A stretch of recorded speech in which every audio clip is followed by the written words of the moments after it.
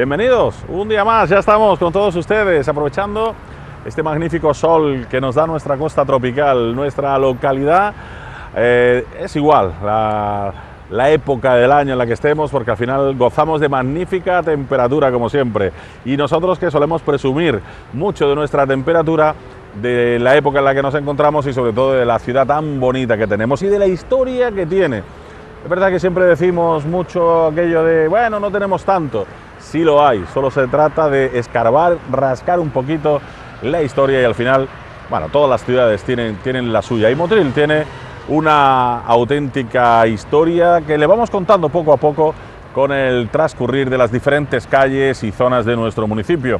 Siempre con la presencia de nuestro cronista oficial, con don Manuel Domínguez, que nos va acercando datos y datos de todo lo que nos encontramos y todo lo que nos ha dejado el paso del tiempo aquí en nuestro municipio.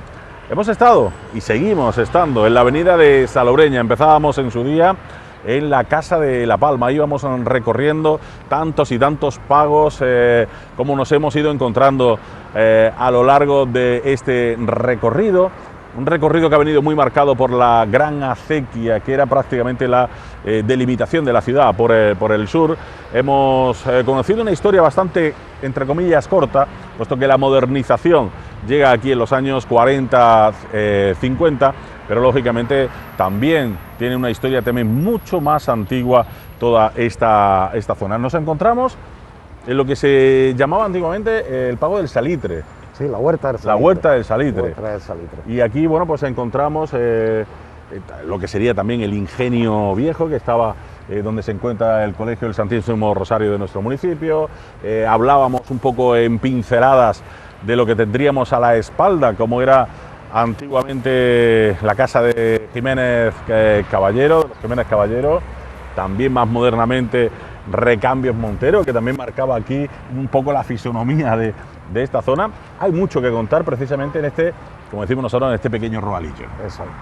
Estamos hablando de 500 años de historia que tiene Motril, es decir, 500 años de historia que conozcamos más o menos, ¿no? Porque seguramente Motril existía más antiguo de 500 años, por lo tanto, cualquier zona de Motril, ya sea urbana o agraria, tiene una historia larguísima, es decir, época musulmana fijo. Es decir, por lo tanto, cualquier zona de Motril pues tiene un recorrido histórico, porque es verdad que poco a poco se están descubriendo cada vez más datos, pero nuestra historia, Motril no es un pueblo sin historia, al revés, es un pueblo con una historia larguísima. Es verdad que silenciada o no conocida a lo largo de mucho tiempo, pero comparable a la historia de Almuñécar, posiblemente no tan antigua como la historia romana de Almuñécar, pero sí que de época musulmana. 500 años de historia que respaldan la ciudad de Motril, pues evidentemente da para muchos datos y para muchas historias, entre comillas, de nuestra zona. Lo primero que se nos viene a la mente, y quizás podría ser, ya que han mencionado el nombre de Motril, ¿por qué venía? Pues la verdad es que no se sabe bien, es decir, hay algunos autores hay teorías, ¿no? Hay teorías.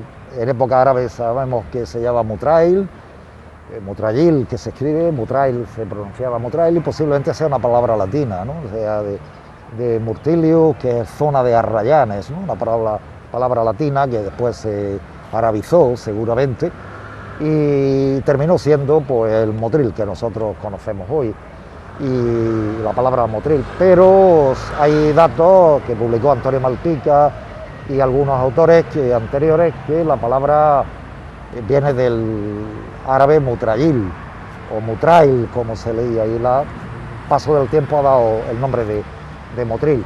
La verdad es que la historia de Motril pues se puede remontar a esos años del siglo XV, que sepamos, siglo XV. Hombre, historia más antigua, más atrás, pues no hay datos arqueológicos que demuestren un poco que había en Motril más antiguo, ¿no?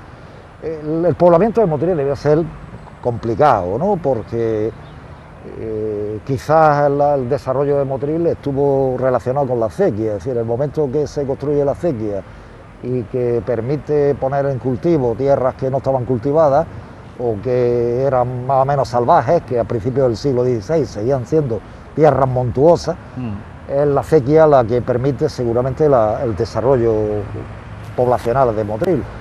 por Motril, Gracias a que era muy pequeñito, y que cuando hablamos del Motril del siglo XVI nos podemos centrar en lo que es prácticamente el centro de Plaza de España y alrededores, poco más. Algunos barrios musulmanes, como hemos citado, el Manjón, el Curucho y poco más. Y esta zona, pues evidentemente no eran tierras de cultivo, todo tierras de cultivo. Motril estaba mucho más arriba. Es verdad que se ha encontrado alguna cosita que otra, pero nada, muy poco. No, muy poco. De temas romanos, por ejemplo, algunas monedas, sí, alguna cosa, sí, pero a lo mejor de alguna vila, alguna casa de campo, cosas así, pero como núcleo urbano no hay datos. El núcleo urbano, posible que lo que estemos diciendo que no es núcleo urbano, mañana una excavación arqueológica nos muestre, nos rompe todos los esquemas, ¿no? Y evidentemente la historia se va haciendo poco a poco y sí que nos falta historia arqueológica, ¿no?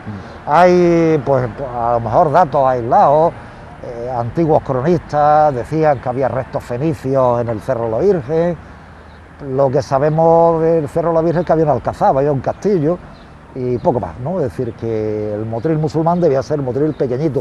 Tampoco una torre, como decían algunos autores, que defendían que lo más antiguo de Motril, de la costa, era Belén Mala, que decían que Motril era lo único que había, una torre de defensa y poco más. No, eso, porque en la toma de Motril por los reyes católicos había población, es decir, posiblemente hubiera 300 o 400 vecinos, que multiplicado por 3 aproximadamente nos puede dar la población de 1.200 habitantes aproximadamente del Motril del siglo finales del XV, principios del XVI.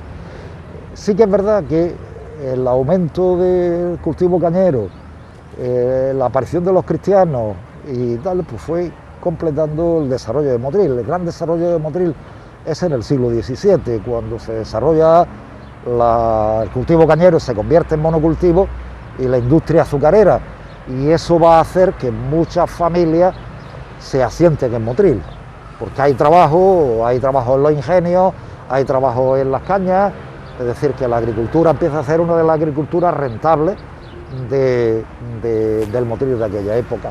Sí que es verdad que estuvo muy limitado, la vega estuvo muy limitada, porque la parte sur del Camino de Patria eran todos charcas, no estaba, el Jaúl eran charcas, no estaba cultivado como la conocemos hoy.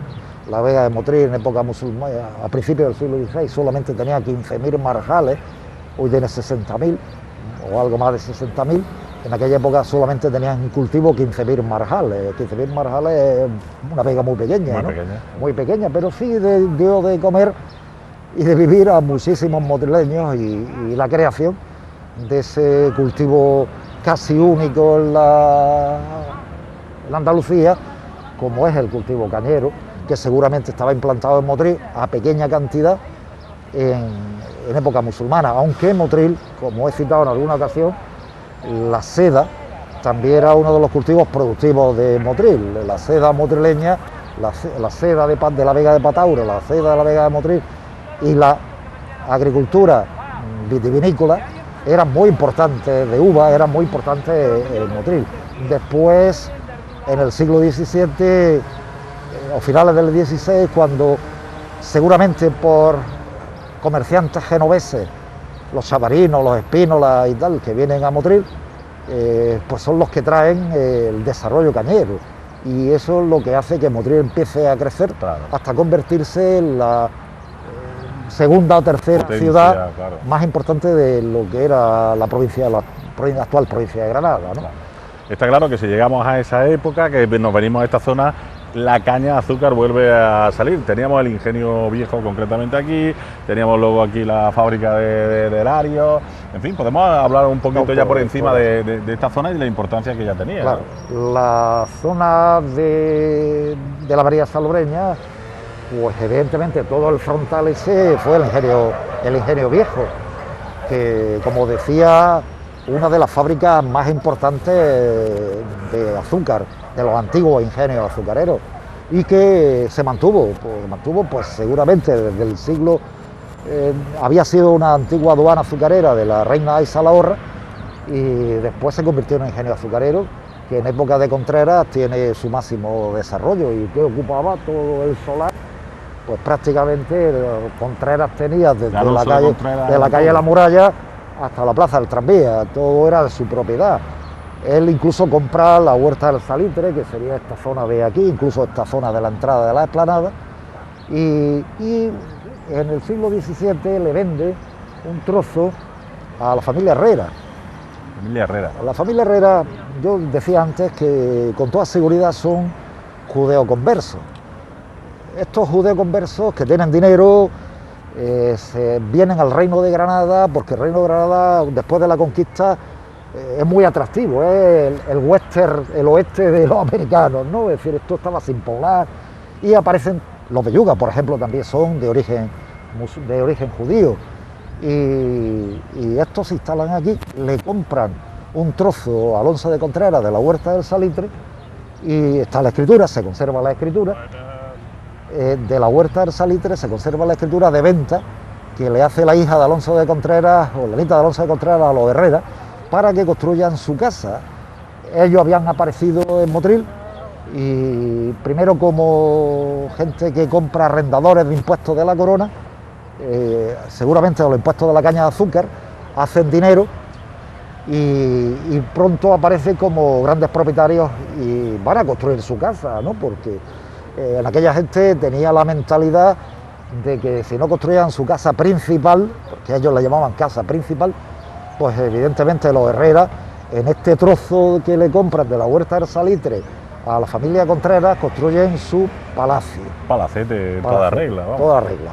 Palacete que después vamos a contemplar en el siglo XX, de propiedad, del siglo XIX, de propiedad de la familia de José Jiménez Caballero, otro de los grandes industriales y potentados motrileños de la época.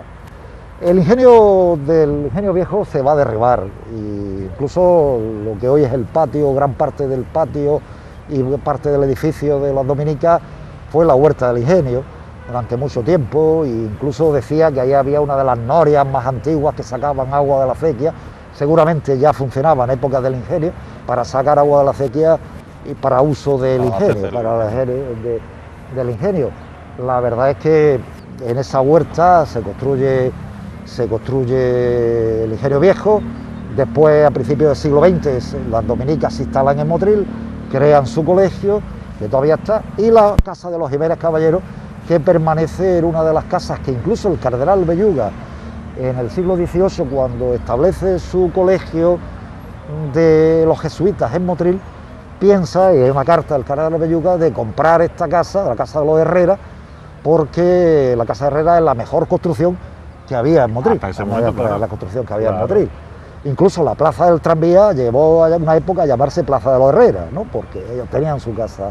Que era la Plaza de Caña, prácticamente. Sí, Plaza de Caña, había sido Plaza de Caña del ingenio de los Hurtados, que estaba al lado, y del ingenio Viejo, estaba compartida entre los dos ingenios azucareros. Y lógicamente, pues la casa de Jiménez Caballero fue una de las casas emblemáticas de la arquitectura motrileña. Se quemó, la quemaron en la época de la Guerra Civil y no se volvió a reconstruir, sino lo que quedó, se conservan fotos, lo que quedó fue derribado y es cuando se construye por la familia Montero, el garaje Montero y la tienda de repuestos Montero, que también dio durante los años 60, 50, 60, dio la imagen del Motril. Cualquier foto y con parking incluido. Con parking incluido, el garaje. Que se hacía, porque además muchas fotos de Motril se hacían desde el cerro. Claro. Cuando hasta la Guerra Civil salía la casa Jiménez Caballero con los árboles grandísimos, las araucarias de los pinos que tenían tan grandes, y después de los años 50 para acá aparece la casa Jiménez Montero, para la casa del garaje Montero, que después derribada en los años 80, finales de los 80, para construir el edificio que tenemos hoy.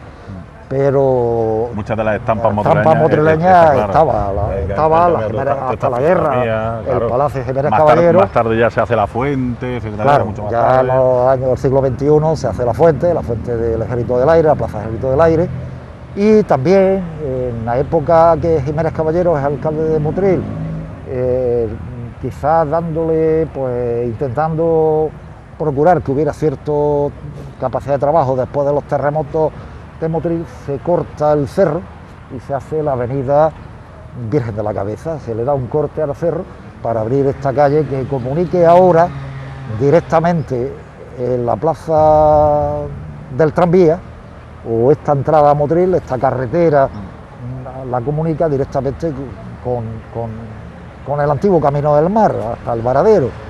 Y ya el Camino del Mar se convierte por aquí y no por allí. Es decir, antiguamente estaba por agua del hospital. Exactamente. Y el cerro, por supuesto, tendría otra fisonomía, evidentemente, porque debía ser una ladera que se unía con las esplanadas y se le da este corte para... La gente de aquella época acusaron algunos al alcalde que le había dado el corte al cerro para abrir esta calle y darle vista a la casa. Las influencias políticas. Las influencias políticas, claro, evidentemente no se sabe, pero está claro que sí, que cambia la fisonomía porque el cerro incluso se rebaja, ¿no? Porque el cerro estaba más, la subida del cerro todavía más empinada que lo que tenemos hoy.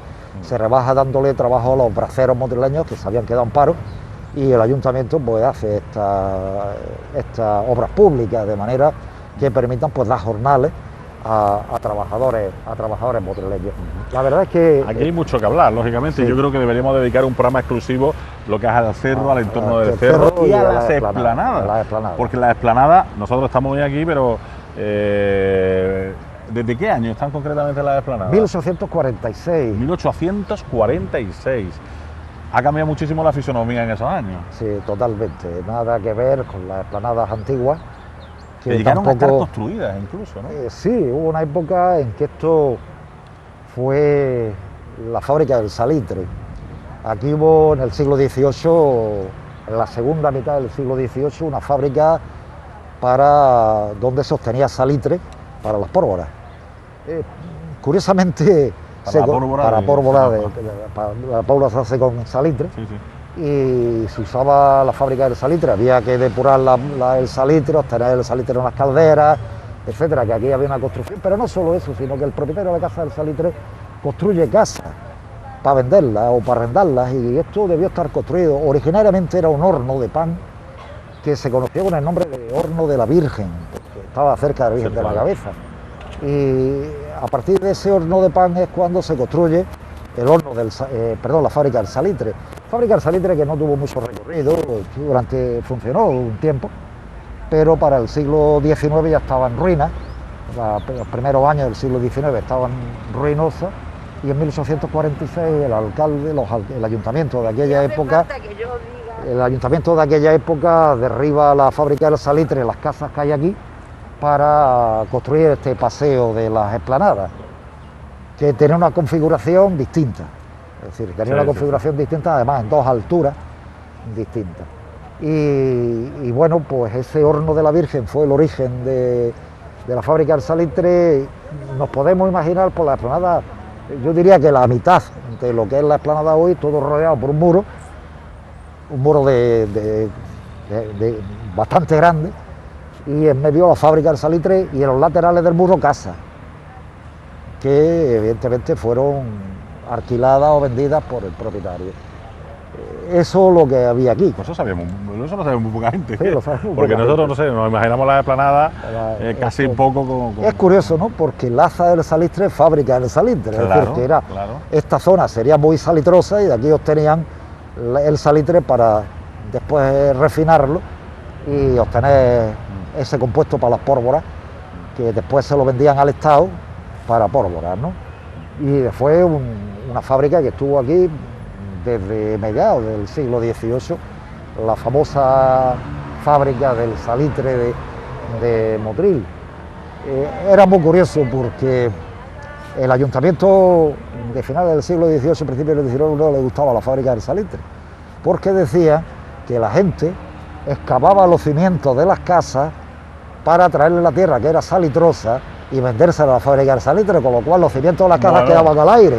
Se quedaban las casas vendidas, ¿no? Y el ayuntamiento decía, bueno, vamos a terminar con la fábrica del salitre, porque si no la fábrica del salitre nos va a perforar entero Motril, ¿no? Es decir, la gente que vendía el salitre valía dinero, ¿cierto? Y entonces pues excavaban los cimientos de las casas para que la tierra salitrosa de los cimientos de las casas las vendían después a la fábrica del salitre, con lo cual estaban todas las casas excavadas. Claro, queso de Gruyère, toda la estructura, ¿no?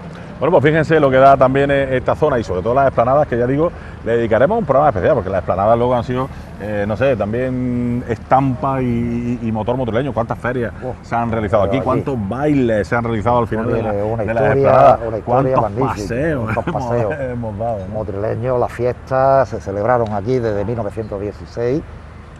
Las primeras fiestas que se hacen en la esplanada son en 1916 y la verdad es que tiene una historia de la zona de recreo, porque el primer paseo de Motril es el borde de la acequia, que lo hace el gobernador político militar Jaime Moreno, que urbaniza lo que es el borde de la acequia y crea el primer paseo de Motril, y que llegaba justo hasta aquí la entrada a la esplanada. Curiosamente, esta que es una tierra mala, que era por lo que sea una tierra mala, donde estaba la ruina de la fábrica, es lo que el ayuntamiento después piensa, vamos a construir, vamos a completar el paseo del borde de la acequia y vamos a unirlo con esta zona, y ya se abandona el paseo del borde de la acequia, se abandona y ya se crea este paseo más moderno y ya sí. Evidentemente con otras características. Sí, porque popularmente lo hemos ido dando muchos nombres, porque es que aquí empezábamos a dar vueltas y se nos... Pero de generaciones. Estamos hablando de 1846, claro. Cuando el paseo, es verdad que ha tenido remodelaciones importantes, ya hablaremos de la remodelación quizás más importante que se hace el paseo de la Esplanada el año 27, 28, siendo alcalde Carlos Castillo, pero después se remodeló en la época de Escribano, en la época de Pepe Molina Navarrete, posterior en la época Rubiales, se ha remodelado. Casi todos los alcaldes han querido dar una pincelada a las esplanadas. Y, lógicamente, hoy ya nos vamos a ir casi despidiendo, pero nos vamos a acordar del Bar Terraza también. El Bar Terraza, porque el Bar Terraza ha formado parte de la fisonomía también de esta esplanada. Es curioso, hay una fotografía de los terremotos de 1885, una fotografía de 1885, debe ser de enero de 1885, y hay una caseta aquí que debió ser ya el bar. Y enfrente el bar de Diego, que también se estableció ahí enfrente, que también pues fueron los dos bares emblemáticos del inicio de la esplanada, el bar de Diego y el bar de Pedro, el Terraza, Pedro Aguasa, el bar Terraza. Y que fueron, pues, lo podemos imaginar, este paseo durante generaciones ha tenido pues tuvo un éxito muy grande el paseo de la Esplanada. Antiguamente el paseo de la Esplanada estuvo también a veces muy separado de Motril, ¿no? Es decir, que como aquí no había, claro, con la avenida Salobreña no se había abierto, claro. Es decir, que hasta 1916 es posible que el paseo de la Esplanada no tuviera mucho éxito, estaba muy sometido a los vientos, sobre todo los ponientes, porque todavía no existían todos estos bloques de pisos que bordean la esplanada, estaba muy sometido a los vientos de poniente, y decía que el paseo de la esplanada pues no se podía pasear el invierno porque los vientos de poniente eran muy fuertes, y bueno, pues con el paso del tiempo se convirtió, es decir, el paseo más tradicional, los motrileños hacían pues la calle Nueva abajo, calle Nueva arriba, y después el paseo de la Esplanada, sobre todo los domingos por la mañana, se utilizaba más que por las tardes, ¿no? Y durante mucho tiempo el paseo de la Esplanada tampoco tuvo mucho éxito al principio, cuando se crea, por eso, de que estaba muy abierto, pero con el paso del tiempo... Abierto, alejado, viento... Sí, incluso esta zona no estaba urbanizado, evidentemente lo que había aquí era la huerta, lo que había la casa de Jiménez Caballero, lo más importante, pero todo lo demás eran huertas. Aquí había una magnífica huerta de claveles y poco más. Es decir, que incluso en las primeras construcciones, antes que se abra la carretera, la entrada hacia la Arcolera se hace por el Camino del Mar, no por aquí. Claro. No por aquí. Incluso después se construye un camino al otro lado del cerro para darle también entrada a la Alcolera por detrás del cerro, por el otro lado del cerro. Para ir rodeándolo. Pero esto era a las afueras de Motril. Esto era la avenida de Salobreña, señores. Y hasta aquí llegamos en el día de hoy. Eso sí, les vamos a prometer que este espacio va a tener su programa propio, ¿no? Va a tener el programa de El Cerro y su entorno. porque lógicamente el Cerro de la Virgen ha sido también pues un núcleo importantísimo para nuestro municipio, como ya hemos hablado, ¿no? De esas atalayas, de ese castillo de la reina Aixa, después el templo de Nuestra Señora Virgen de la Cabeza, este cerro que es estampa e imagen de Motril, y todo ese entorno, ¿no? que lleva aparejada una amplísima historia que nos dedicará, lógicamente, diferentes programas más, de forma más exhaustiva. Nosotros llegamos aquí hasta el final de nuestra avenida Salobreña. Empezábamos este recorrido desde la Casa de la Palma. Hemos podido hablarles ya en este último tramo pues, de la Casa de los Jiménez Caballero, del Ingenio Viejo, un poquito por pinceladas de esta zona de las Esplanadas, pero nuestro recorrido sobre todo ha ido por esa acequia gorda, esa acequia vieja que teníamos por esta parte sur de nuestro municipio y que ha sido al final la vértebra principal para el Motril del Sur, ¿no? Y ese motor también principal para nuestra economía, porque alimentaba prácticamente todos estos cultivos. Diferentes pagos que hemos ido conociendo, del pago del senador, bueno, estábamos en esta huerta del Salitre, hemos conocido los diferentes puentes, el puente de Castildeferro, el puente del Senador, el puente de la Rambla del Manjón, el puente de Salobreña, que era prácticamente la salida. Han aparecido palabras encantadoras como matraquilla, como puchilla, que era la primera zona. Hemos conocido muchísimas cosas en este recorrido. Si por casualidad ustedes han perdido algo, ya saben que a través de nuestra página web, a través de telemotril.com, ustedes pueden recuperar todos los programas y empaparse de la historia de Motril a través de estos mismos programas de la Alquería. Nosotros hoy lo dejamos aquí. Esperamos que les haya sido de su interés todo este amplísimo recorrido por la avenida de Salobreña, la cual hemos tenido que ir poquito a poco desmenuzando para todos ustedes y saltando incluso en el tiempo, porque a pesar de que la avenida de Salobreña modernamente tiene 50, 70 años, es verdad que esto se remonta muchísimos cientos de años atrás, como todo nuestro municipio. Nada más, señores, gracias por estar con nosotros un día más a través de la televisión de Motril. Gracias, como siempre, a don Manuel Domínguez, y la semana que viene más. La semana que viene más. Vamos a dejar un poquito entre paréntesis en incógnita dónde vamos a estar, pero seguro que estamos por el Rodalillo, como solemos decir. Gracias por su atención, señores. Hasta la semana que viene. Les esperamos aquí en Telemotril, en nuestra Alquería. Adiós.